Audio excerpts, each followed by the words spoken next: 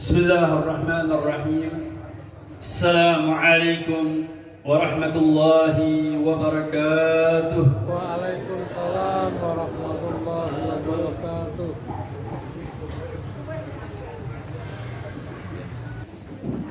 Alhamdulillah, thumma alhamdulillah alladhi qad awjada min nurihi nuran bihi amma al-huda سبق العوالم في الوجود بعصرها فالكل منه في الحقيقة مبتدأ أعني بذلك نور من ساد الورى وزكت عناصره الشريفة مهددا المصطفى خير الخلائق من سما وعلى فلك السيادة سؤددا صلى عليه مسلما مولاهما آل له وصحب ما نجم بدا هو رحمة للعالمين ونعمة فاضت على كل البرية بالندى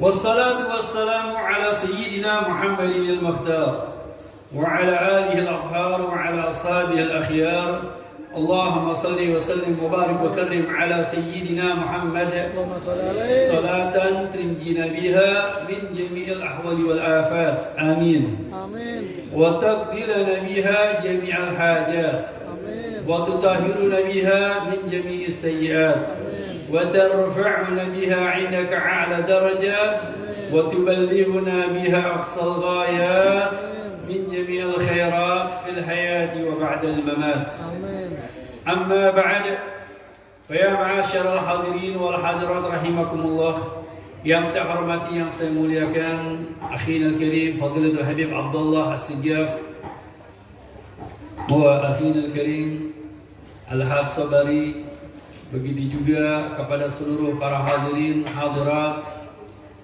para sepuh, para orang tua, para kiai, para santri, mobil khusus Fadilatul Ustaz Kiai Ridwan ya. Kemudian di sini juga Bapak Haji Munir, saya ucapkan terima kasih banyak dengan pembangunan pondok pesantrennya, dengan menjadikan tempat ini menjadi lembaganya Nabi Muhammad. Amin. Tempat ini sudah menjadi sarana amal untuk kita di akhirat. Amin. Tempat ini sudah menjadi rumahnya Nabi Muhammad. Amin.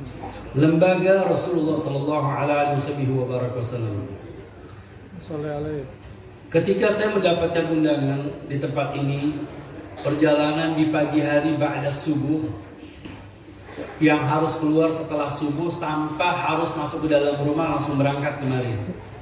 Karena katanya perjalanan 20 menit Habib. Sebenarnya kita berat. Karena hari ini hari Tasu'ah. Biasa kalau hari Tasu'ah ini kita kadang-kadang berpuasa. Perjalanan 20 menit kemudian dalam keadaan berpuasa. Tetapi yang menggerakkan hati saya untuk hadir karena di sini adalah pesantren, lembaganya Nabi Muhammad. Sungguh beruntung kalau suatu tempat, suatu kampung, suatu desa, di situ ada lembaganya Nabi Muhammad. Lembaga Nabi Muhammad banyak, tetapi kalau pondok pesantren ini suatu hal yang berbeda. Karena pondok pesantren ini adalah lembaga pendidikan mencetak umat Nabi Muhammad. Kami sering diajak untuk peletakan batu pertama pembangunan masjid. Pembangunan masjid, dimanapun pembangunan masjid. Tetapi setelah pembangunan masjid, para jamaahnya bingung. Habib tolong ramaikan masjid ini. Kenapa? Ya, jamaahnya setelah dibangun masjid pasang surut. Berarti masjidnya sudah ada menunggu jamaah. Kalau di pesantren beda. Di pesantren berbeda. Santri tinggal di pesantren, kapan ya masjid kami jadi? Jadi menantikan masjid. Itu kalau masjid itu sudah jadi, bangganya bukan main mereka. Alhamdulillah pondok pesantren kita sudah punya masjid. Jadi kalau di luar menanti jamaah, kalau di pesantren santri menunggu kapan jadinya masjid. Jadi subhanallah, suatu keberuntungan bagi masyarakat. Biasanya masyarakat kalau di situ ada pondok pesantren, di situ ada kebajikan, di situ ada kebaikan, kemudian di situ ada ibadah, di situ ada amal, di situ ada jariah, di situ melahirkan anak-anak yang soleh. Bahkan bukan anak-anak yang soleh, di sini tempat percetakan para ulama-ulama Allah Subhanahu Wa Taala yang dijadikan orang-orang untuk di masa depan. Jadi memang pendidikan yang paling terbaik yang sekarang ada di pondok pesantren. Apalagi kita melihat pondok pesantren ini jelas. Di sini dikatakan dengan tema yang sangat bagus sekali, bersatu di dalam akidah. Karena akidah kita satu. Akidah ahli sunnah wal jamaah yang merujuk kepada Sayyidina Abul Hasan Asy'ari. Semua kebanyakan Asy'ariyin, betul? Sepakat dengan NU, sepakat dengan ulama-ulama yang ada di Indonesia, sepakat dengan para habaib, para kiai, bahkan bukan di Indonesia, di seluruh penjuru dunia. Kami, guru kami Sayyid Muhammad Al-Maliki di kota Mekah sepakat dengan ulama-ulama India, dengan ulama Pakistan, dengan ulama Syria, dengan ulama Afrika, dengan ulama Eropa, dengan seluruh para ulama di seluruh dunia sejak sekarang sampai ke zaman Sayyidina Abul Hasan Asy'ari sampai kepada baginda Rasul Muhammad SAW, mereka satu akidah. Walaupun berbeda-beda di dalam khilafiyah. Khilafiyah di dalam apa? Khilafiyah di dalam fikih, masalah. Di dalam perbedaan hukum fikih, ini suatu kebiasaan. Perbedaan hukum fikih sudah terjadi sejak zaman setelah baginda besar Muhammad sallallahu alaihi wasallam. Maka ikhtilaf ummatir rahmah. Khilaf di antara umat itulah bagian daripada rahmat. Ingat kemarin pemberangkatan pergi haji. Ketika saya tinggal di kota Mekah, alhamdulillah saya tinggal di kota Mekah selama 12 tahun tinggal di kota Mekah. Jadi kalau jenengan menanti jamaah haji, berangkat haji, kita sudah berangkat haji sering. Bahkan setiap tahun berangkat haji. Jadi kalau antum hajinya cuma H1, saya hanya banyak, alhamdulillah, tahdus bin imalah. Nah, saya memperhatikan Pak, ketika di kota Mekah, itu kok bisa berteratur. Manusia dari penjuru dunia datang, bahkan sampai 4 juta manusia kumpul di Arafah. Berkumpul di kota Mekah, tinggal di Muzdalifah, tinggal di Mina. Ini bermacam-macam manusia. Tetapi saya bingung, ini yang merapikan siapa? Perjalanan mereka yang merapikan siapa? Ternyata subhanallah, yang merapikan perjalanan mereka adalah madhab. Perbedaan hukum fikih. Mereka ada yang di Arafahnya ba'da zuhur, ada yang jamak bainal maghribain, maghrib dengan isya, jamak bainal lailatain, ada yang datangnya malam hari, kemudian di Muzdalifah ada yang nginep, ada yang hanya sekedar lewat, kemudian yang lempar jumrah, ada yang setelah nisful lail, kemudian ada yang di pagi hari. Ini perbedaan hukum. Tetapi seandainya Jumratul Aqabah dijadikan satu waktu, itu banyak orang yang mati, Pak. Bayangin aja Jumratul Aqabah, tempatnya kecil, tapi yang melempar 4 juta orang. Kalau dijadikan satu waktu, itu semua akan berjubel dan banyak yang meninggal, banyak yang mati. Tapi yang merapikan siapa? Polisi. Polisi hanya mengatur. Yang merapikan madhab. Inilah di dalam khilafiyah, di dalam hukum fikih. Subhanallah. Jadi memang kalau saya melihat ini banyak teman-teman di sini dari Jamaat Tabligh, memang mereka punya konsep, punya prinsip, mereka meninggalkan yang namanya khilafiyah. Jadi mereka satu akidah, yang di Indonesia dengan Syafi'iyahnya, di India dengan Hanafinya, kemudian di Saudi Arabia dengan Hambalinya, kemudian di Afrika dengan Malikiyahnya, dengan madhab-madhab yang berbeda-beda. Taib. Ini permasalahan dari mukadimah yang saya ingin sampaikan dari majelis ta'lim ini. Yang pertama, keberuntungan untuk masyarakat yang dimana di sini ada pondok pesantren lembaga Nabi Muhammad SAW yang akan mencetak anak-anak bangsa yang taat kepada Allah, cinta kepada baginda besar Muhammad SAW.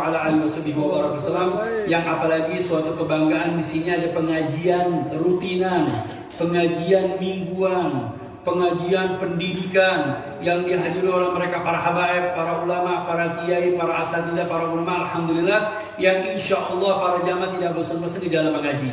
Karena Di dalam ibadah butuh yang namanya ilmu, butuh yang namanya pendidikan. Jangan sampai orang ahli ibadah tanpa didasari dengan pendidikan, tanpa didasari dengan ilmu. Karena Nabi SAW menyatakan ta'allumus sa'ah khairu min ibadatis sana. Belajar 1 jam itu lebih baik daripada ibadah 1000 tahun. Orang kalau ibadah 1000 tahun tanpa menggunakan ilmu, itu lebih baik ibadah sedikit dengan istiqomah didasari dengan ilmu, itu lebih afdal dan lebih baik. Ini lebih afdal, ini lebih baik. Dan ini sudah menjadi konsepnya para ulama-ulama, yang apalagi para ulama menyatakan bahwasanya menuntut ilmu adalah suatu hal yang wajib. Kami ingat dulu masih kecil ada pepatah kata jamil, bagus sekali. Utlubul ilma minal mahdi ilal lahdi. Tuntutlah ilmu mulai dari minal mahdi, dari ketika di dalam perut. Loh, Beb, di dalam perut kapan belajar? Iya, di dalam perut ada pendidikan. Pendidikan yang bagaimana? Pendidikan dari seorang suami yang selalu berdoa, meminta, memohon kepada Allah, kemudian mencari rezeki yang halal yang diberikan nafkahnya kepada seorang istri. Dan seorang istri mempunyai peranan penting di dalam pendidikan pertama kali ketika seorang anak di dalam janin, di dalam makanan, mengkonsumsi makanan, kemudian di dalam ASI. Ini semua tergantung daripada ibu-ibu. Katanya orang Jakarta, ini kami orang Jakarta, bagaimana kemasan mak-mak katanya. Bu, ngerti mak-mak bu? Ibu-ibu. Nah ibu-ibu ini adalah sesuatu yang paling menentukan di dalam pendidikan. Sejak minal mahdi itu sudah menjadi pendidikan. Apakah seorang ibu punya tirakat, punya amal ibadah, punya kebajikan, menjauhi dari haram, kemudian makanan-makanan yang haram, kemudian bagaimana dengan pembacaan Al-Quran, dengan pendidikannya. Jangan dikira anak di dalam janin tidak mendengar apa yang telah dilakukan oleh seorang ibundanya. Seorang anak di dalam janin mengikuti program perjalanan ibunya. Kalau ibunya sering megang setan gepeng, nanti anaknya lahir tiap hari megang setan gepeng. Tahu bu setan gepeng bu? Nah, iya, ibu-ibu sekarang kebanyakan sudah lupa seringnya megang setan gepeng. Apa? HP. Kalau ibunya sering megang HP, jadi sudah masuk akal anaknya umur 3 tahun tiap hari mintanya HP. Bahkan umur 3 tahun sudah pintar ngedownload, betul? Ini sudah banyak terjadi. Tapi kalau ibunya sering megang Al-Quran, sering baca Al-Quran, itu anak baru lahir, langsung diazani, kemudian dibacakan dengan Al-Quran, otomatis umur 5 tahun dia sudah bisa menghafal Al-Quran. Ini otomatikian bagaimana proses daripada ibundanya tersebut. Jadi pelajaran minal mahdi ini sangatlah penting. Kemudian ilal lahdi. Sampai kapan? Sampai ke liang lahat. Ketika kita dikubur, nanti di alam kubur itu masih diajari. Makanya di sini ada metode talqin. Ya, talqin ketika mayit di alam kubur dibacakan. Wa idza sa'alaka al-malakani muwakkalani wa sa'alaka anka man rabbuka, apabila datang 2 orang malaikat Munkar wa Nakir dan bertanya kepada kamu siapa Tuhanmu dan siapa nabimu dan apa kiblatmu dan apa pedomanmu, itu ditanya, kemudian diajarkan. Faqul Allahu Rabbi wa Muhammad Nabi wal Al-Quran kitabi wal Ka'batu kiblati, diajarkan itu semua. Makanya ilal lahdi, sampai ke liang lahat masih diajarkan. Dan kemudian pelajaran-pelajaran tersebut ketika Anda masih hidup, amal-amal jariah yang Anda berikan seperti pembangunan pesantren, pembangunan masjid, santunan kepada anak-anak yatim, ini terus amal-amal tersebut berjalan sampai di hari kiamat. Berjalan sampai ke alam kubur akan mendapatkan kiriman terus. Makanya kalau santunan anak yatim ini yang paling kita utamakan yaitu anak-anak yang tinggal di pondok pesantren atau di lingkungan pondok pesantren atau anak-anak yang sedang belajar menuntut ilmu. Ini sangatlah penting karena Anda telah menitipkan saham untuk mereka bukan sekarang tapi untuk masa depan, tetapi untuk pendidikan masa yang akan datang. Karena mereka akan mendoakan untuk Anda, mereka akan menjadi seorang ulama, akan menjadi seorang kiai, akan menjadi seorang ustaz, akan menjadi seorang pendidik, kemudian akan memiliki ilmu. Seorang yang hafal Al-Quran dari mana? Karena mereka membutuhkan biaya. Biaya dari mana? Dari Anda, dari antum yang telah mengeluarkan infak sedekahnya untuk mereka anak-anak yatim. Makanya Nabi Muhammad SAW selalu bangga, ana wa kafilul yatim kahaten. Aku ini dengan orang yang menanggung anak-anak yatim kahaten. Haten ini apa sih? Menunjukkan dengan duru, jadi jari telunjuk dengan ibu jari berdempetan, menunjukkan makom kedudukan seseorang yang memberikan tanggungan kepada anak yatim, seperti kedudukan Nabi Muhammad SAW. Dimuliakan, tetapi ini bisyarat.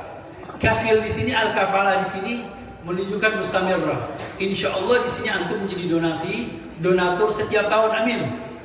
Makanya tadi walaupun sedikit ada keberkahan, insya Allah di situ ada kebajikan. Karena Anda ingin mendidik mereka, membesarkan anak-anak yatim untuk di masa yang akan datang. Jangan lihat sekarang, lihat nanti di masa yang akan datang. Ada seseorang keluarga, anak-anaknya yatim semua, nggak mampu belajar. Tetapi ada yang membiayai. Ternyata subhanallah, anaknya jadi orang alim, adiknya jadi orang alim, semua keluarganya jadi orang-orang alim, bahkan punya pesantren, punya jamaah, punya pendidik. Dari mana? Kok dia bisa belajar? Kalau tidak karena mereka para donasi, mereka para kafil yang menanggung, yang menyantuni mereka anak-anak yatim, mereka tidak akan menjadi berhasil seperti itu. Jadi sangat penting sekali di dalam menanggung anak-anak yatim yang sedang belajar, yang sedang menuntut ilmu. Ma'asyiral hadirin jamaah yang dimuliakan oleh Allah Subhanahu wa taala. Tadi dibilang katanya ini Habib Abbas paling minimal 45 menit. Jadi kalau 45 menit ahlan wa sahlan. Kalau buat pengajian mungkin sekarang pengajiannya 3 jam, Bu. Siap, Bu, 3 jam, Bu. Bapak-bapak siap 3 jam? Baik, saya diskon sudah setengah jam. Pada hari-hari ini kita memuliakan Nabi Muhammad, bangga dengan Nabi Muhammad, dengan momen-momen acara-acara seperti Hari Raya Tahun Baru Islam, Hari Raya Tahun Baru Islam. Ada apa dengan Tahun Baru Islam? Kenapa kita memuliakan Tahun Baru Islam? Di antara syiar min sya'airillah, di antara syiar Islam, hal ini adalah memang program Allah, program Al-Quran, programnya Nabi Muhammad SAW. Dulu yang namanya Tarikhul Hijri sekarang dikenal dengan Tarikhul Hijri atau Tarikhul Qamari atau Tarikhul Islami.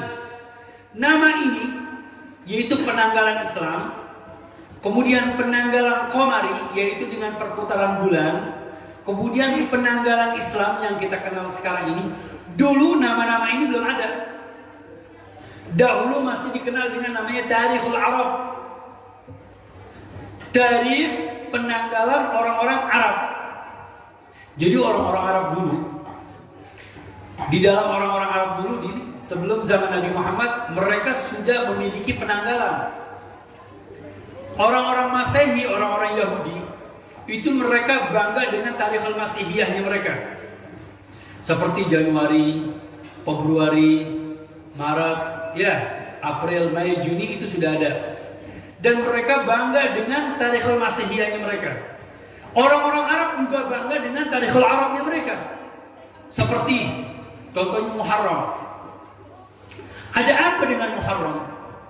Jadi mereka orang-orang Arab ini menamakan Muharram ini, dinamakan Muharram karena di bulan haram ini haram bagi mereka untuk berperang, haram bagi mereka untuk balas dendam, haram bagi mereka untuk berburu. Jadi semuanya waktunya untuk duduk di rumah, untuk ibadah. Kadang-kadang di satu majelis orang-orang Arab ini sering terjadi peperangan di antara gobilah, antara gobilah yang satu dengan gobilah yang lain. Umpamanya terjadi pembunuhan dengan pembunuhan, di sini mereka saling perang. Tapi kalau sudah bulan Muharram, mereka di pasar, mereka duduk di majelis, kemudian mereka mendengarkan sayembara, kemudian nonton sayembara. Dulu udah ada yang namanya bioskop. Tahu bioskop? Bioskopnya bukan seperti bioskop yang saya, bukan. Tetapi mendengarkan seorang yang duduk di majelis bercerita. cerita tentang histori-histori orang-orang terdahulu. Diceritakan, itu orang ngumpul semuanya. Dan bahkan berepisode. Orang-orang Arab dulu. Itu mereka kalau sudah duduk, itu mereka lupa dengan yang namanya permusuhan, dengan yang namanya perselisihan. Mereka akrab. Padahal di situ, oh ini orang yang bunuh si fulan, ini bunuh keluarga saya, selesai. Karena di bulan Muharram. Sebelumnya juga bulan Dzulhijjah, sebelum lagi bulan Dzulqa'dah, bulan Asyurul Hurum. Mereka berhenti. Ketika bulan Safar, baru Safar Dhafar. Bulan Safar, bulan kemenangan. Mereka keluar semuanya untuk berperang. Ini orang-orang Arab dulu. Kemudian setelah bulan Safar datang bulan Rabi'. Dinamakan bulan Rabi' bulan semi. Waktunya penghijauan. Setelah bulan Rabi', Rabiul Awal, Rabiul Tsani, kemudian datang bulan Jumat. Dinamakan Jumat karena tajammat. Karena mengkristal, karena menjadi es. Negeri Arab dinginnya itu kalau sudah musim dingin berbeda dengan dingin yang ada di Indonesia. Dingin di Indonesia itu hutan tropis, nikmat, dinginnya sejuk. Kemudian dinginnya salju juga enak, masih ada air. Tapi kalau dinginnya di negeri Arab itu dinginnya kering. Dinginnya dari atas dan dinginnya dari bawah. Double, dinginnya atas bawah. Makanya orang-orang Arab, mereka kalau kita di sini kalau musim dingin tinggal di mana? Tinggal di bawah, di lantai dasar, biar hangat. Kalau mereka orang-orang Arab kalau sudah musim dingin tinggalnya di lantai 2. Karena dinginnya dari bawah. Jadi sampai membeku air. Saking dinginnya sehingga sampai kering, tajammat. Maka dibilang Jumat. Nah, kemudian terjadi yang namanya Sya'ban, kemudian yang ada Sya'ab, kemudian ada Syawal, ada Rajab, ada Syawal. Karena bulan Syawal ini mulai peternakan mengeluarkan buntut-buntutnya, yaitu mulai membesar. Maka ini tahun Tasyawul Syawal. Kemudian bulan Ramadan misyidatil hararah, karena saking panasnya. Ini semua penamaan-penamaan ini itu berbeda-beda. Tergantung dengan suasana kondisi yang terjadi pada hal tersebut.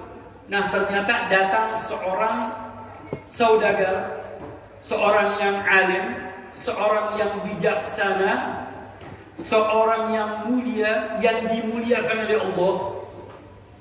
Kemudian karena membawa mutiara Nabi Muhammad. Siapa? Kakek Nabi Muhammad yang kelima. Siapa kakek Nabi Muhammad yang kelima? Yaitu Abdullah bin Abdul Muttalib bin Hashim bin siapa lagi? Bin Qusay. Nah, ini yang kelima, Qusay bin Kilab. Nah, Qusay bin Kilab ini kakeknya Nabi Muhammad. Beliau adalah seorang yang dimuliakan, menjadi pemuka masyarakat, dan semua para gobilah datang untuk menghadap beliau. Orang yang mulia, orang yang berakidah, orang yang bertauhid kepada Allah Subhanahu wa taala. Makanya kakek-kakek Nabi Muhammad tidak ada seorang pun daripada kakek-kakeknya Nabi Muhammad SAW dan ibunda Nabi Muhammad, mereka yang keluar daripada jalur Islam, tidak ada. Semuanya muslim, mukmin billah, mereka beriman kepada Allah Subhanahu wa taala. Kalau ada yang mengatakan ibunda Nabi Muhammad, kakeknya Nabi Muhammad ada yang keluar dari jalur Islam, ini harus dipertanyakan dari segi akidahnya. Makanya para ulama, Imam Abdurrahman Daibah mengatakan min aslabit tahira wal arhami zakiyatil fakhirah. Mereka ini lahir dari sulbi-sulbi tulang rusuk yang muslim beriman.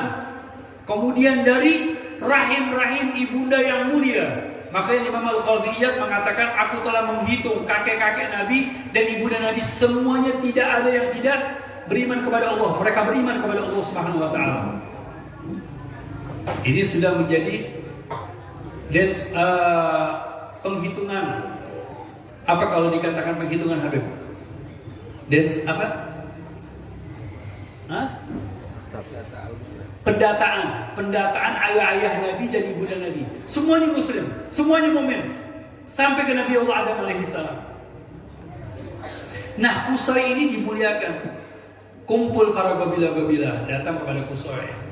Ya sudah, sekarang kita sepakati bagaimana kalau kita membuat tarikh al-Arab disepakati dengan urutan. Diberikan urutan Muharram, Safar, kemudian Rabiul Awal, Rabiul Tsani. Ini ibu-ibu hafal gak? Bu? Ibu-ibu hafalnya bulan-bulan kalau sudah dapat arisan ini. Ya, kalau sudah dapat arisan bulan Januari ini jatah saya. Nanti bulan Februari. Jadi hafalnya bulan-bulan Masehi. Tolong ibu-ibu hafalkan bulan-bulan Arab ini. Ini sangat bagus sekali. Nanti saya akan terangkan kenapa kok kita orang-orang Islam banyak berkiblat dengan bulan-bulan yang namanya bulan Darul Arab ini. Nah, disatukan oleh Qusay. Dikumpulkan, ya sudah kita sepakati urutannya. Muharram, Safar, Rabiul Awal, Rabiul Tsani, Jumadil Ula, Jumadil Tsani, kemudian Rajab, Sya'ban, kemudian Ramadan, Syawal, Dzulqa'dah, Dzulhijjah. Sepakat 12 bulan. Nah, ketika Nabi Muhammad SAW lahir, itu masih dinamakan tahun-tahunnya itu mengikuti tahun gajah. Masih diikuti dengan tahun ini. Jadi mereka mengikuti tahun-tahun itu dengan kejadian. Orang Masehi punya tanggal, punya tahun, namanya tahun Masehi, yaitu dengan Syamsiah. Kemudian ada lagi namanya Tarikhul Insani, umur manusia. Nah, Nabi Muhammad SAW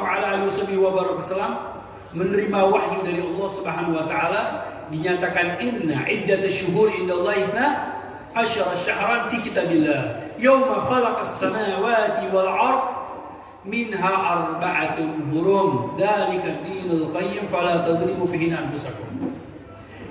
Lihat, Allah menyatakan menyetujui program mereka, kakek-kakeknya Nabi Muhammad, program Nabi Muhammad, program orang-orang Arab.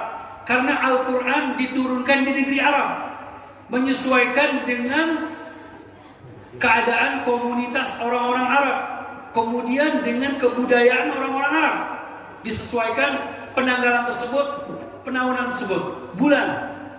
Di dalam satu bulan, dalam satu tahun ini ada 12 bulan. Di dalam Al-Quran, ketika Allah Subhanahu wa menceritakan langit dan bumi, di antaranya ada 4 bulan Asyurul Hurum. 4 bulan Asyurul Hurum ini ditentukan sama Allah, berarti sama dengan ketentuan mereka orang-orang Arab. Ini berjalan. Ternyata di dalam Al-Quran setiap kali di dalam hukum, penentuan hukum, itu semua hukum-hukum Islam dilakukan dengan tarikhul Arab. Seperti contohnya masa iddah. Iddah apa sih? Iddah apabila ada seorang istri ditinggal oleh suaminya meninggal. Ini berapa? 4 bulan 10 hari. Arba'at asyurin wa asyra. 4 bulan 10 hari. Ini kalau 4 bulan 10 hari dihitung dengan tarikh Syamsiah, itu kepanjangan kebanyakan, lebih. Tetapi kalau dihitung dengan Qamariyah jumlahnya sedikit, nggak banyak. Makanya kalau Qamariyah ini, Tarikhul Qamariyah itu 29, 30 selesai. Langsung tanggal 1. Berbeda dengan Syamsiah. Kadang 28, 29 itu bulan Februari. Kemudian 31, 30, 31, 30, 31, 30, 31. Ini kepanjangan. Makanya dihitung bagiannya tersebut dengan apa? Dengan penanggalan Arab. Pertama masalah iddah. Kemudian iddatul hamil, tentang hamil. Kemudian tentang iddahnya orang yang ditinggal suami ditolak. Kemudian tentang hukum untuk memasuki tahun baru Islam. Kita lihat dari melihat bulan. Kemudian Idul Adha dan Idul Fitri dilihat dari bulan. Masalah haji setiap bulan kita melihat. Makanya kita tiap hari, orang-orang dulu menanti bulan, lihat bulan. Kalau ibu-ibu melihat tanggalan, untuk apa? Oh, arisan dikit lagi dapat. Jadi kalau orang-orang dulu lihat bulan, oh iya, ini bulan timbul namanya hilal. Makanya dikatakan ru'yatul hilal, melihat hilal bulan sabit. Kalau sudah bulan sabit keluar, bi'ainil mujarradah, ini tanggal 1. Kalau sekarang sudah nggak kelihatan di sini karena keadaan mungkin daerah pegunungan atau pepohonan sudah menjadi masyarakat, jadi dilihat dengan teleskop dengan ukuran mereka dengan hukum falakiyah. Dulu mereka menanti, oh ini bulan hilal, berarti sudah tanggal 1. Nanti bulannya lama-lama besar. Bahasa Arabnya kalau bulan sabit itu hilal. Setelah menjadi hilal, lama-lama besar menjadi qamar, menjadi bulan. Ketika itu menjadi besar menjadi bulan purnama, namanya Badr. Tanggal 14, 15. Makanya orang-orang bilang datang bulan di tengah bulan. Ya, itu bulan Badar, bulan purnama, lagi besar-besarnya. Sempurna bulannya di tanggal 15. Setelah tanggal 15 nanti mengecil menjadi bulan lagi. Nanti mengecil hilang itu bulan. Itu menunjukkan akhir bulan. Nanti keluar lagi, oh ini tanggal 1. Menunjukkan ru'yatul hilal. Makanya Rasulullah menyatakan sumu li ru'yatikum wa aftiru li ru'yatikum. Puasalah kalian dengan ru'yah, dengan lihat hilal, melihat bulan sabit, dan berbuka puasa dengan bulan sabit. Melihat ketika bulan Ramadan dengan bulan sabit, oh ini sudah tanggal 1 bulan Ramadan. Kemudian nanti ketika hari ke-29 lihat, oh ternyata bulan sudah datang duluan. Oh berarti sudah tidak ada hari ke-30. Tanggal 1 di hari ke-30 selesai. Puasanya tanggal 20 sampai 29. Tapi kalau nggak kelihatan juga, istiqmal 30, sempurna 30 hari. Makanya puasa nggak ada yang lebih 31, Pak. Orang yang puasa 30 hari atau bisa jadi 29 hari tergantung dengan ru'yatul hilal. Ataupun terjadi perbedaan-perbedaan, suatu hal yang biasa. Perbedaan di antara khilafiyah. Makanya di sini dikatakan menghormati dalam khilafiyah. Ingat kemarin ada yang hari Ahad, ada yang hari Sabtu.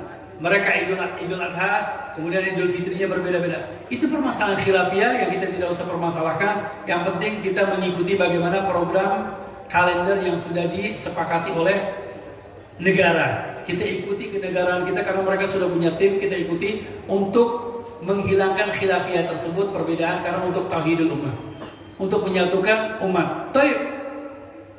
Nah, kemudian Al-Quran juga menyatakan di dalam Al-Quranul Karim, setelah kejadian Nabi Allah Isa alaihissalam, ingat Ashabul Kahfi, orang-orang yang tidur di goa selama 300 tahun. Allah menyatakan di dalam Al-Quran, walabithu fi kahfihim salasami'atin sinin wazdadu tis'ah. Mereka ini tinggal di kahfi, di goa selama 300 tahun, kemudian ditambah 9 tahun. Loh, ada apa? Kok Al-Quran menyatakan 300 ditambah 9? Kenapa nggak 300 aja? Kalau 300 ini dengan program Syamsiah ditambah 9. Nah 9 ini adalah Qamariyah, tanggalan Qamariyah. Jadi Allah Subhanahu wa taala memberikan khitab Al-Quran ini buat siapa? Buat mereka umat Islam dan buat mereka orang-orang umat Masehi, buat orang-orang Yahudi. Untuk apa? Mereka untuk beriman kepada Nabi Muhammad. Kejadian Ashabul Kahfi, mereka ini orang-orang yang beriman kepada Nabi Allah Isa alaihissalam tinggal 300 tahun. Ternyata setelah diteliti, setiap 100 tahun itu ada kelebihan 3 tahun untuk Qamariyah. Setiap 100 tahun lebih 3 tahun. Berarti kalau 300 tahun, berarti di sini ada lebihnya 9 tahun. Setelah dihitung betul. Makanya kalau jumlah Qamariyah ini lebih sedikit daripada Syamsiah. Nah dari hal ini, penanggalan ini, kemudian datanglah sahabat Nabi Muhammad SAW setelah wafatnya Nabi Muhammad, datang Sayyidina Abu Bakar Siddiq dan datang peranan penting Sayyidina Umar ibn Khattab. Siapa bu? Sayyidina Umar ibn Khattab, khalifah yang kedua. Lihat bagaimana Sayyidina Umar menentukan di dalam ilmunya beliau, di dalam keadilannya beliau, di dalam kebijaksanaannya beliau, di dalam musyawarahnya beliau. Ini Sayyidina Umar keras, Sayyidina Umar bijaksana, Sayyidina Umar adil. Tetapi di dalam keadilannya beliau ini punya mustasyar. Mustasyar ini siapa? Penasehat. Penasehatnya siapa? 2 orang. Dan sahabat-sahabat, tetapi yang jadikan mustasyar yang paling terdekat 2 orang, yaitu Sayyidina Utsman bin Affan dan Sayyidina Ali karramallahu wajhah. Dua-duanya menantunya Nabi Muhammad. Dua-duanya keluarganya Nabi Muhammad. Makanya kita bisa melihat gambaran daripada Sayyidina Umar. Sayyidina Umar kok bisa berhasil di dalam kepemimpinan beliau? Karena beliau selalu menggandeng tangan keluarganya Nabi Muhammad. Makanya pondok pesantren, kemudian lembaga kepemimpinan, kalau di situ menggandeng keluarganya Nabi Muhammad, insya Allah lembaga tersebut akan berhasil, akan mendapatkan kebajikan, akan membuahkan hasil. Karena Rasulullah SAW beliau mengatakan, Ahlu baiti Nabi kasafinatin Nuh, paman rakibahan aja wa man takhallafa anha ala. Barang siapa kata, keluargaku ini bagaikan kapal Nabi Allah Nuh, yang ikut di kapalnya mereka akan selamat, tetapi berpaling dari mereka akan celaka. Ini yang bagaimana? Yang mengikuti program Nabi Muhammad, sahabat Nabi Muhammad, dan para ulama-ulama Nabi Muhammad sallallahu alaihi wasallam tidak keluar dari jalur ini daripada keluarga Nabi Muhammad sallallahu alaihi wasallam. Makanya di sini setiap munasabah, contohnya pesantren ukhuwah ini, lembaga ukhuwah pintar ini, cerdas, di samping dengan santunan anak yatim, kemudian memuji Nabi Muhammad, membanggakan Nabi Muhammad, mengundang para habaib, yaitu dengan tawasul, meminta kepada Allah melalui mereka. Karena Sayyidina Umar sendiri pernah kejadian di zaman Sayyidina Umar terjadi pacaklik. Ini pacaklik tidak turun hujan, lama nggak turun hujan. Kemudian Sayyidina Umar mengumpulkan masyarakat, berdoa nggak turun hujan. Akhirnya beliau ingat, oh iya, di situ ada pamannya Nabi Muhammad yang bernama Sayyidina Abbas. Akhirnya di Ka'bah beliau berdoa, Allahumma inna natawassalu bi'amin Nabi sallallahu alaihi wasallam. Ya Allah, aku meminta kepadamu, ya Allah, berdoa melalui pamannya Nabi Muhammad. Apakah beliau meminta kepada Allah melalui pamannya Nabi Muhammad? Bukan kepada Sayyidina Abbas, tetapi li qarabatihi li Nabi sallallahu alaihi wasallam, karena kekeluargaannya kepada Nabi Muhammad. Bersambung hubungannya karena beliau pamannya Nabi Muhammad, sehingga Allah Subhanahu wa taala menurunkan hujan, keberkahan, kebajikan, rahmat Allah Subhanahu wa taala turun. Ini Sayyidina Umar bin Khattab. Akhirnya Sayyidina Umar musyawarah dengan Sayyidina Ali dan Sayyidina Utsman dan beberapa para sahabat. Ini kita umat Islam tidak punya penanggalan. Karena Sayyidina Umar pernah mengirim surat ke seorang gubernur yang bernama Sayyidina Abu Musa al-Ash'ari. Di mana? Di Basrah. Di negeri Basrah, Bu. Tahu Basrah, Bu? Basrah. Tahu Bu Basrah? Samping Bawang. Di samping Limpung katanya. Lah, Basrah ini di Irak. Dia kirim surat Sayyidina Umar pada bulan Sya'ban. Akhir tanya sahabat ini, ya Sayyidina Umar, ini bulan Sya'ban di tahun yang akan datang atau tahun yang lalu? Karena umat Islam tidak punya tahun. Tidak punya tahun, bingung menentukan tahun. Nah, kebetulan akhirnya musyawarah dengan para sahabat Nabi Muhammad. Bagaimana kalau penentuan tahun tersebut diawali dengan lahirnya Nabi Muhammad? Oh, jangan. Lahirnya Nabi Muhammad sudah suatu hal yang mulia. Itu ada acara tersendiri. Karena kelahiran Nabi Muhammad bagian daripada rahmat. Kelahiran Nabi Muhammad kemuliaan. Kelahiran Nabi Muhammad keberkahan. Jangankan hal tersebut, para malaikat bergembira menyambut lahirnya Nabi Muhammad. Para malaikat beristighfar, bertasbih, bertahmid, beristighfar, meminta kepada Allah dengan lahirnya Nabi Muhammad. Makanya lahir Nabi Muhammad itu punya acara sendiri, jangan dibarengin. Oh ya sudah, maksudnya mengikuti dengan wiladatul Masih, lahir Nabi Allah Isa. Oh ya sudah, kalau begitu ketika Nabi Allah Isa diangkat, berarti kalau Nabi Allah Isa diangkat, wafatnya Nabi. Oh jangan. Kalau wafatnya Nabi nanti tiap tahun kita sedih. Kita aja suruh merayakan kelahiran Nabi, juru penyelamat. Kenapa kita harus sedih dengan Nabi Muhammad? Jangan. Akhirnya musyawarah, kemudian keluarlah pendapat yang sangat indah sekali. Bagaimana kalau kita tentukan dari masuknya Nabi Muhammad ke kota Madinah, yaitu dengan tarikhul hijrah. Hijrah Nabi Muhammad 13 tahun di kota Mekah, 10 tahun di kota Madinah. Pertama kali Nabi Muhammad masuk ke kota Madinah, pada tahun itu kita jadikan tahun pertama, yaitu penanggalan Islam. Sepakat? Sepakat. Sayyidina Umar sepakat, Sayyidina Ali sepakat, Sayyidina Utsman sepakat, dan seluruh para sahabat sepakat. Kebetulan ketika hijrahnya Nabi Muhammad itu pada tahun 10.622 dan tahun Masehinya 622. Ya sudah, kalau begitu kita masukin ini tahun pertama untuk penanggalan umat Islam. Penanggalan umat Islam. Ketika itu Sayyidina Umar, beliau menjabat seorang khalifah. Sayyidina Abu Bakar 2 tahun setengah, Sayyidina Umar 15 tahun.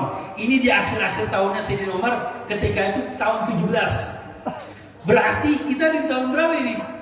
Kalau dihitung Rasulullah 10 tahun. Makanya tahun Hijriah pertama ketika Rasulullah hijrah, kedua, ketiga, keempat, kelima sampai Rasulullah ke-10, Rasulullah wafat. Kemudian Sayyidina Abu Bakar ke-11, 12, tahun ke-13 Sayyidina Umar. Ya, Sayyidina Umar kemudian 15 tahun, pada tahun ke-17 5 tahun penjabatan Sayyidina Umar. Nah, baru diumumkan. Kapan pengumumannya? Lewat Facebook, lewat SMS, lewat WA. Belum ada yang namanya WA, SMS, mereka semuanya ngirim surat. Ya sudah, kalau begitu kita jadikan tahun baru Islam di bulan Muharram. Diawali dengan Asyurul Hurum, diakhiri dengan Asyurul Hurum.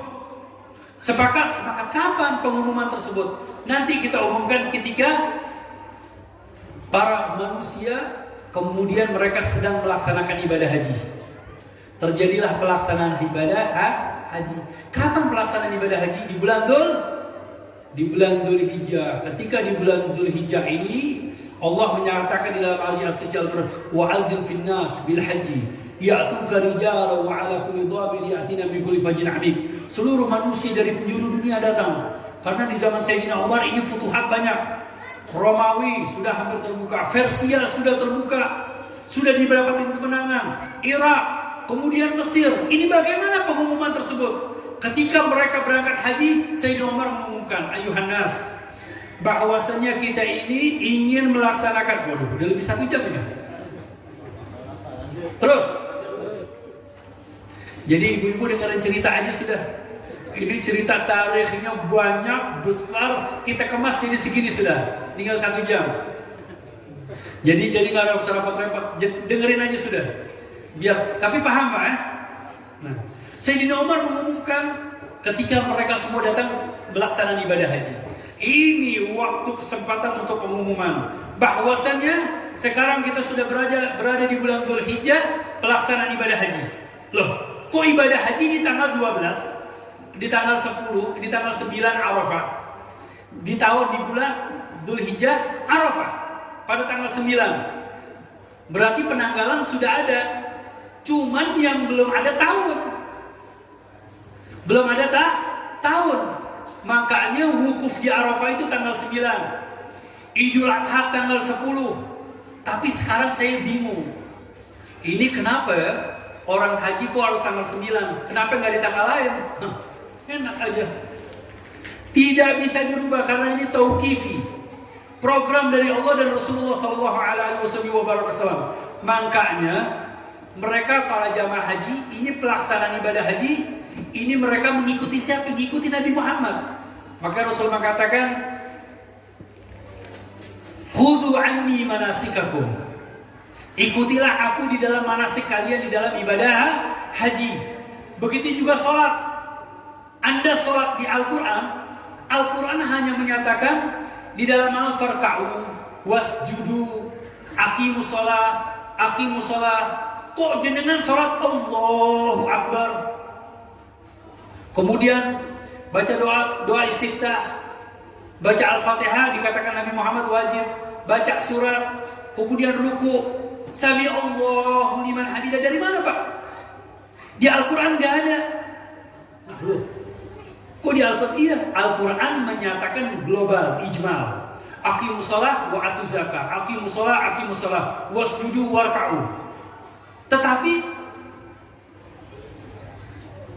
pelaksanaan kemudian perjalanan yang menelusuri kemudian yang menguraikan Nabi Muhammad.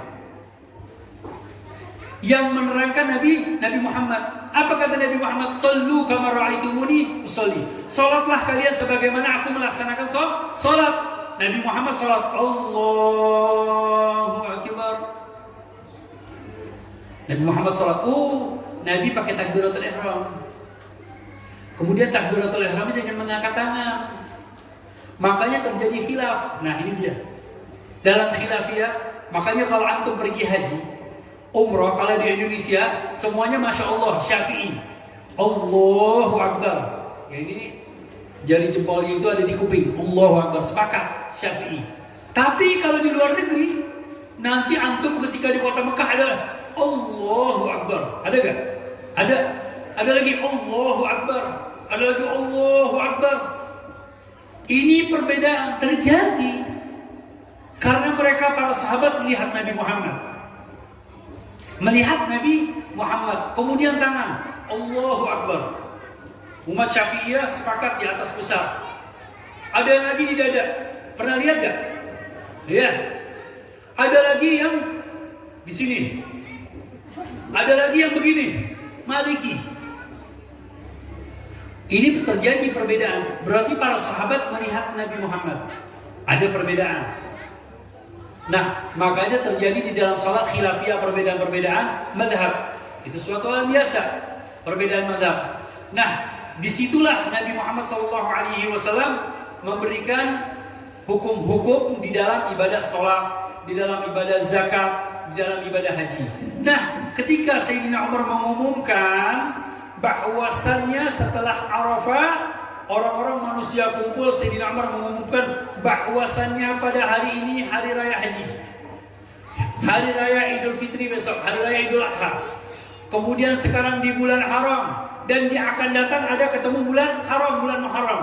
Insya Allah akan dimulai tahun penanggalan Islam, yaitu tanggal 1 Muharram pada tahun 17 Hijriyah. 17 Hijriyah. Makanya dinamakan dengan Tarikhul Hijri. Tarikhul Hijri atau penamaan menjadi Tarikhul Islami, yaitu penanggalan Islam, tahun Islam. Atau dinamakan lagi dengan Tarikhul Qamari, yaitu dengan perputaran bulan. Makanya kalau Islam ini perputaran bulan, ketika bulan sudah terbenam, matahari terbenam, itu masuk tanggal 1. Umpamanya sekarang tanggal berapa nih? Tanggal 9. Nanti badal maghrib masuk tanggal 10. Berbeda dengan Tarikhul Masihi. Kalau Masihi nanti jam 12 malam. Setelah jam 12 malam baru. Jam 12 malam. Tapi kalau Islam dimulai dari maghrib. Jadi kalau sudah maghrib sudah perpindahan tanggal. Sudah perpindahan tanggal. Nah, ini disepakati oleh mereka para sahabat-sahabat Nabi Muhammad dan diumumkan. Makanya dikenal dengan 4 penamaan.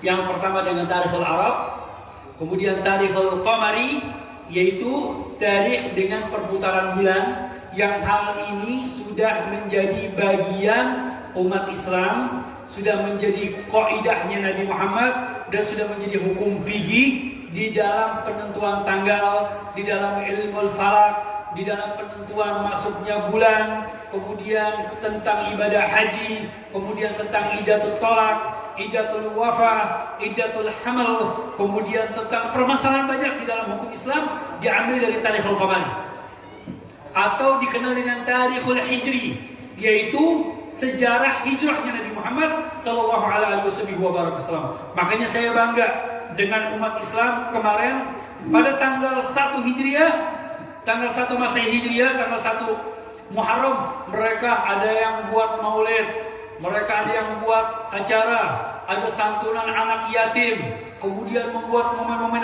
pawai obor, bangga dengan umat Islam. Makanya ibu-ibu, ini ibu-ibu khususnya, karena ibu-ibu ini pendidikan pertama bagi seorang anak. Pendidikan pertama kali bagi seorang anak adalah ibu-ibu, mak-mak. Maka saya mau tanya, Bu, kepala keluarga bapak atau ibu? Bapak. Ibu-ibu konsekuen. Sekarang kalau kita mau hitung, lihat kerjaannya bapak sama ibu banyakan mana di rumah? Yang bangun duluan ibu apa bapak?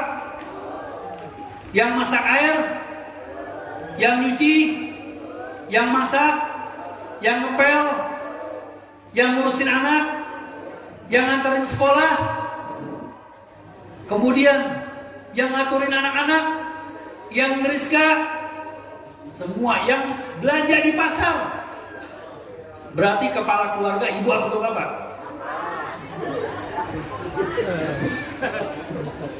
Berarti ibu-ibu sini setia sama bapak-bapak. Amin. Nah, kita lihat, makanya seorang ibu itu madrasatul ula. Madrasah pendidikan yang pertama kali ada pada seorang ibu. Karena yang mengemas anak-anak semuanya ibu-ibu.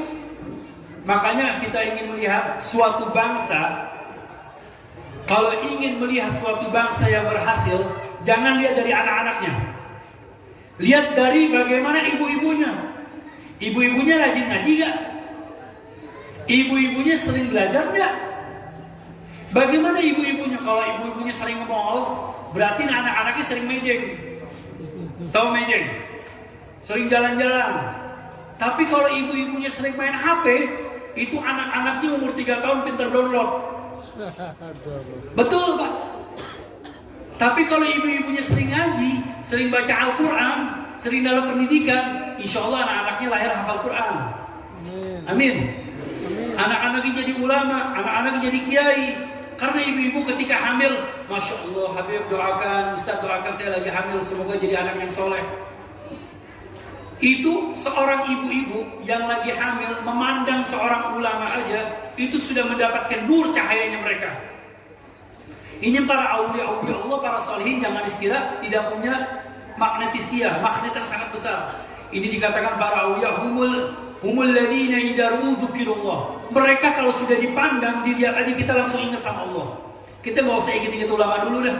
Habib Bakir aja datang, kita melihat Habib Bakir, ya Allah, tinggi, ganteng, tampan, cucunya Nabi Muhammad. Kemudian kita melihat dia, langsung kita ingat sama Allah. Kita ingat dengan Nabi Muhammad. Langsung itu ada magnet, ada magnetisia dengan ulama-ulama. Makanya ibu-ibu dulu, ibu-ibu terdahulu kok bisa melahirkan seperti Syekh Abdul Qadir Jalani, bisa melahirkan seperti Muhammad Al-Fatih, bisa melahirkan Salahuddin Al-Ayyubi. Dari mana? Dari ibu-ibunya. Dari sekecil sudah ada pendidikan, ibunya nganterin ke pengajian-pengajian, ke pendidikan-pendidikan, didatangkan kepada para ulama-ulama. Pak Yai, tolong doakan anak saya biar menjadi anak yang soleh, jadi orang alim, dipegang sama kiai, didoakan, insya Allah menjadi anak yang soleh. Ternyata benar besar jadi orang soleh, jadi orang alim, dadanya dipegang, kepalanya dipegang, ditahnik, didoakan. Ini program orang-orang dulu, aplikasinya datang kepada para ulama, karena mereka para ulama ini titisan Nabi, penerusnya Nabi Muhammad. Ini seandainya para ulama ini semuanya mereka, kalau mereka semuanya setelah Nabi Muhammad ada Nabi, mereka para anbiya itu. Cuma Nabi akhir Nabi Rasulullah Sallallahu Alaihi Wasallam sudah tidak ada Nabi lagi. Jadi kalau ada orang kampung datang kemari, ada ustadz kiai datang ngaku Nabi, langsung cemplungin ke hutan sana. Cemplungin kalau tidak ada Nabi lagi sudah. Nah, makanya kenapa bisa melahirkan? Ini program dari ibu-ibu, program dari orang tua, program pendidikan dari orang tua, dari ibu-ibunya yang pertama kali yang mengemas. Makanya saya sering katakan di luar, Bu, ini mau gak anak-anak jenengan menjadi mutiara? Mau. Siapa yang anak-anak tidak menjadi mutiara? Khususnya anak-anak putri. Ini anak-anak putri, lihat. Ini anak-anak pondok pesantren semuanya pakai cadar. Iya, betul. Santri. Dia pernah dilihat oleh orang laki, enggak pernah. Dia tinggal di pesantren, duduk di pesantren, kerjaannya menghafal Al-Quran, ibadah, menghafal hadis. Ini mutiara. Dan tidak pernah keluar. Kerjanya ibadah kepada Allah. Ini mutiara. Tetapi kalau yang di luar, itu batu kerikil. Itu batu kerikil, Bu. Ini yang di luar, yang di Jakarta nih, Bu. Yang di Jakarta, bukan yang di sini. Yang sering ibu-ibu lihat Citayam Show, Citayam Fashion Show, itu kerikil-kerikil semua itu. Itu batu kerikil, kalau beli satu engkel, itu murah, harganya 1 juta, 1 truk dapat. Tapi kalau satu mutiara, harganya ratusan juta. Ratusan juta, mahal sekali. Makanya batu kerikil itu banyak. Ada di mana? Ada di jalanan, ada di mall, ada di pasar. Tetapi lihat mutiara ada di mana ditaruh? Mutiara taruh di dalam lemari, kemudian di dalam lemari, kemudian ditaruh di kotak. Sudah ditaruh di kotak, kotaknya dikunci, digembok, kemudian ditaruh di laci, lacinya dikunci, kemudian lemarinya dikunci. Tersimpan tidak? Terjaga. Itu siapa? Itu mutiara-mutiara yang ada di pondok pesantren. Makanya orang yang berakal, orang yang pintar, dia ingin mencari seorang bibit-bibit yang bagus. Ingin mencari keturunan yang baik, yang bagus, yang soleha, tergantung kemasan bagaimana ibu-ibunya. Kalau ibu-ibu pendidikannya bagus, anak-anaknya semuanya bagus. Makanya saya bangga ini ibu-ibu di sini pengajian lebih banyak daripada bapak-bapak. Padahal ibu-ibu sibuk semuanya. Tapi yang datang duluan ibu-ibu, betul. Yang semangat ibu-ibu. Ini saya bukan mengatakan bapak-bapak nih Pak. Tapi jangan takut Pak, bapak tetap kepala keluarga. Walaupun ibu-ibu punya kemasan, itu anak ditanya, anak siapa? Anak siapa? Anaknya bapak. Bukan anak ibu. Bin siapa? Bin bapak. Binti siapa? Binti bapak. Lihat. Allah memberikan keadilan, pendidikan tergantung kepada para wanita. Jadi kebajikan suatu bangsa, pendidikan suatu bangsa, kehidupan suatu bangsa tergantung bagaimana ibu-ibu dan keluarga daripada golongan para wanita di dalam pendidikan. Masyaallah hadirin jamaah yang dimuliakan oleh Allah Subhanahu wa taala. Alhamdulillah ini udah lebih 1 jam 15 menit ini saya hitung. Ini nanti salah sendiri undang saya. Saya kalau buat pengajian ya seperti ini. Jadi agak lama, gak apa-apa karena isinya ilmiah, insya Allah akan mendapatkan pemahaman, keberkahan. Kemudian di bulan Muharram ini kita mendapatkan keberkahan dari Allah Subhanahu wa taala di dalam pendidikan, kemudian di dalam Asyurul Hurum, di dalam santunan anak yatim, kebajikan. Semoga Allah Subhanahu wa taala memberikan rezeki yang banyak, rezeki yang barokah, rezeki yang turah-turah. Perhatikan, sekali-kali jangan bermain dengan matematika Anda. Bermainlah dengan matematika Allah Subhanahu wa taala. Kalau bermain dengan matematika Anda, 100 dikurang 10 itu 90. Tetapi kalau bermain dengan matematika Allah, 100 dikurang 10 hasilnya 100.000. Berkembang. Itu matematikanya Allah Subhanahu wa taala. 1 dibalas 10 kali lipat, 10 dibalas 100, 100 dibalas 1000. Ini matematikanya Allah Subhanahu wa taala.